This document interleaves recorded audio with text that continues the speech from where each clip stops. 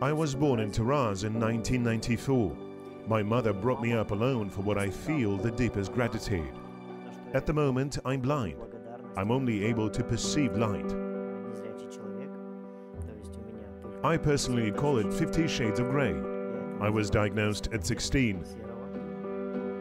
In Moscow, I've had a surgery to treat retinal detachment. I can't tell if a surgery was performed badly or well, but eye nerve reacted this way, after which I lost my sight. It was a shock for me realizing that I wouldn't be able to work by myself. So one day, after a year passed, depression had gone and I already returned to the normal course of life.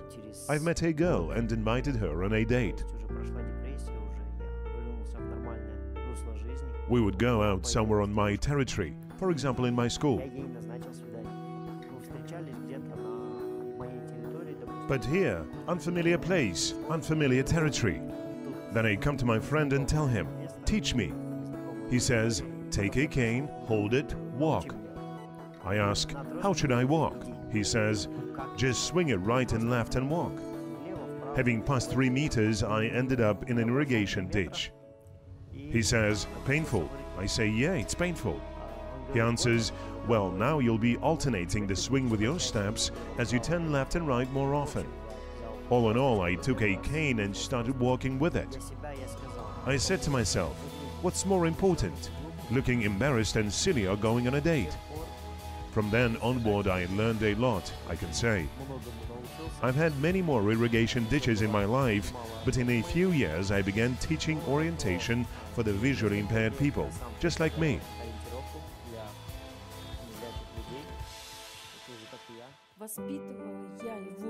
I've raised him as an ordinary child, and recently we've had a conversation where he said, Mom, why are you asking me? I can't see. I say, stop it. This is the first and the last time that I hear this. You are a normal, complete person.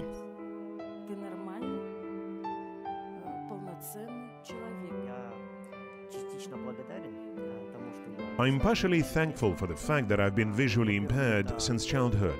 Firstly, this has hardened my character. Secondly, due to that, I have moved to Megapolis, and here we have more opportunities. Thirdly, no matter how silly it sounds, but because of my disability living allowance, even if it is not so big, I can always make both ends meet. Currently, thanks to modern technology, blind people have lots of things available. Previously, it was thought that the blind can't drive a car, fly on a plane, and use a boat. 3 of those restrictions were removed entirely. This means that guys are now able to plan a journey around the world on a ship. They have already swum 1,000 meters distances. I recently came from a cycling marathon Astana-Paris, which is more than 5,000 kilometers. As you might know, in America, visually impaired can become pilots. I should say we have certain life hacks, but not all people would understand that.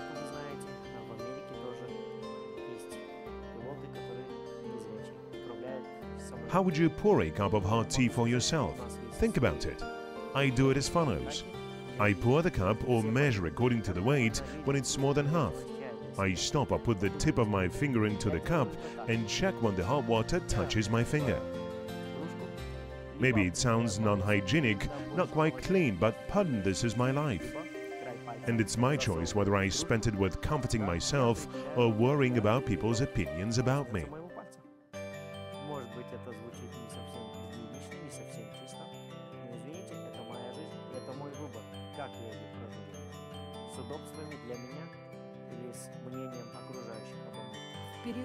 During the formative years of his personality, there were just 2 of us. We've had many difficulties. We've overcome them, shoulder to shoulder. There was a moment when I had to fire a furnace. He had to chop the firewood and carry water.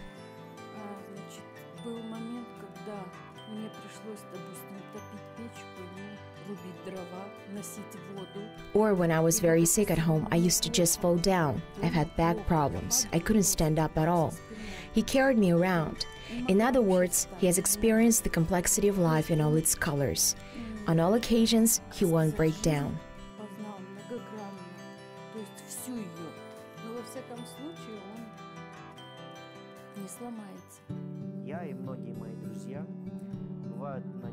Me and many of my friends at times stay indoors alone. They manage the household with ease. It's absolutely not a problem. The only thing, neighbors get shocked when for many days no one at home switches on the light. Telephones, computers are over 90% available for us. WhatsApp, YouTube, internet surfing. Everything is absolutely available to us. Some time ago, I felt shy to approach people and ask which bus was there. Now I don't have such troubles. If I need it, I come and ask whatever I need. About resentment. A few years ago, I have made a decision for myself, hearing such a good phrase. One can't make someone upset, someone can get upset. It means that a person decides whether to become miserable or not. Since that moment, I've never been upset again.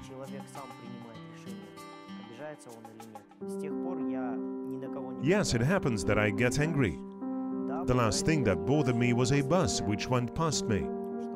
Drivers see that I have a cane and some of them unfortunately may drive by. It's not even about having resentment. I was in Europe and understood that attitude they have towards the people with special needs there. And I felt upset that in Kazakhstan people think if he is visually challenged, he can't do anything. Firstly, I tried to prove it wrong with my own example. Blindness is no disgrace. But also isn't a reason to sit and fold hands. It is a chance to show yourself in some different spheres and become unusual.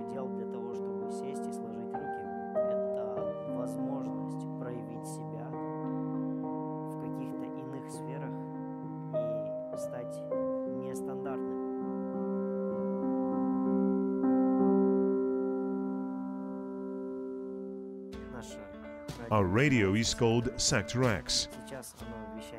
Now it's broadcasting on the internet, but in the future we are planning to expand and broadcast on radio waves.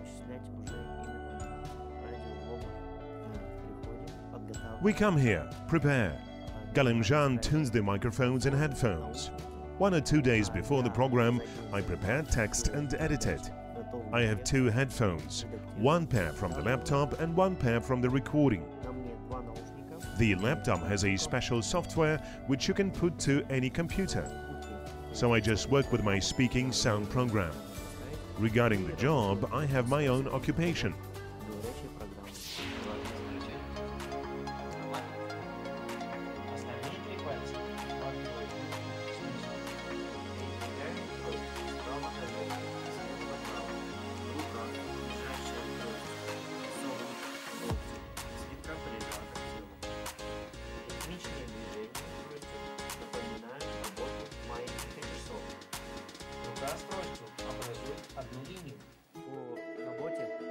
There's my real work, namely, it's our non-governmental association. I also sell special rehabilitation tools. These are my main types of business. I am a part of disabled people's rights movement, where I fight for visually impaired people mainly. I devote a lot of time to that.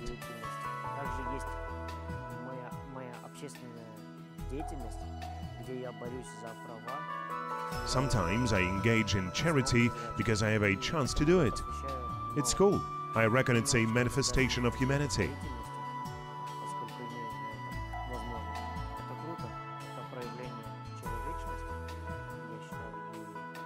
People also display human qualities. For instance, someone helps me with something, others give me a ride. I'm grateful to people. He works very hard. He does sport a lot and also enrolls in social work. I always watch him leave from the balcony. He confidently marches on the planet.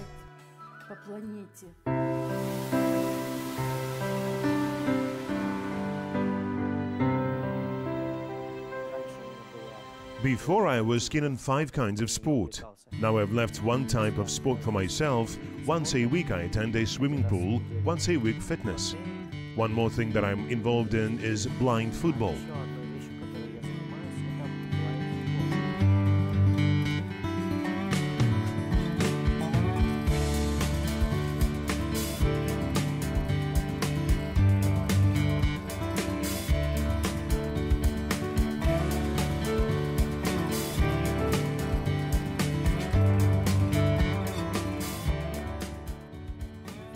this type of sport has recently arrived to our country. When I heard it, I was a bit shocked and thought, how is it even possible for visually challenged football players to run around the field? It doesn't make any sense. In Kazakhstan and Central Asia, this is the first blind football project. It's quite widespread in the world. Around 50 countries have their national teams, and about 70 countries play this football. World Championships are held regularly as Paralympic sports in Paralympic Games. 10 people have gone through selection into our team. These are the guys with visual impairment. Basically, 4 blind people play on the field, while goalkeepers are sighted. The team also has guides who take part in the game, and there are ring boards which help to play.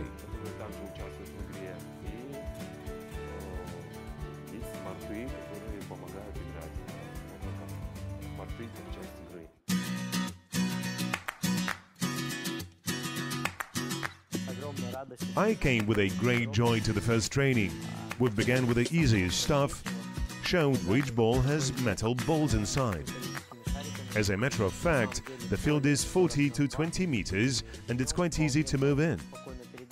These days, 40 to 20 meters gradually turn into my own room, where I know the location of everything. In blind football, it's the same. I know where each player is located and where the gates are. In fact, 3 months isn't such a big period of time. Now we're learning, working and making our technical skills better. When a person comes to play football, it's not about the talents which the kids who play football have. It's probably the courage, the desire to live. So we have a new agenda who teaches whom, because our guys are all heroes. They teach us how to live, how to fall down, get up and move further and use any given opportunities to make our lives better.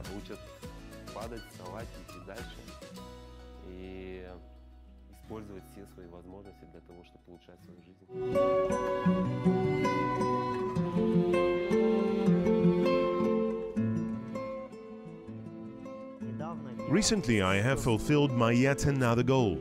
I've met with my father. Before that, I didn't know him. I have never seen him and never talked to him. There's always been his address and his telephone number, which I could never find the strength to dial. But having traveled from Astana to Paris, I felt many things during the journey. Realized and decided to call him while I was in Germany.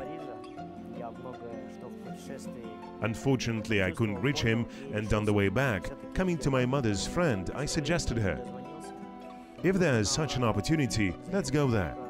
We didn't know if he was still living in that place. Generally speaking, we went there. Nevertheless, we found him. The meeting occurred. He was shocked. Me too, a little bit. I couldn't speak.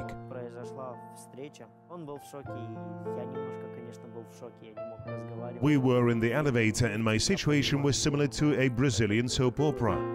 When 24 years pass and you meet your father for the first time, moreover in Germany.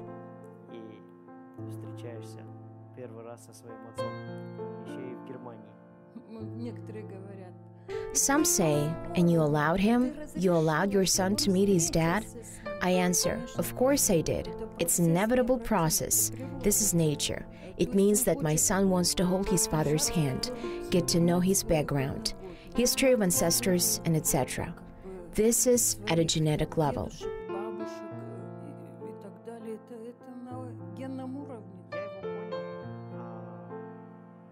I understood him. I don't hold a grudge on him. Gradually, I have gained information about my ancestors, and now I know that in Taraz, I have a stepbrother. There's one more goal which I'd like to turn into reality. I'll look for my brother.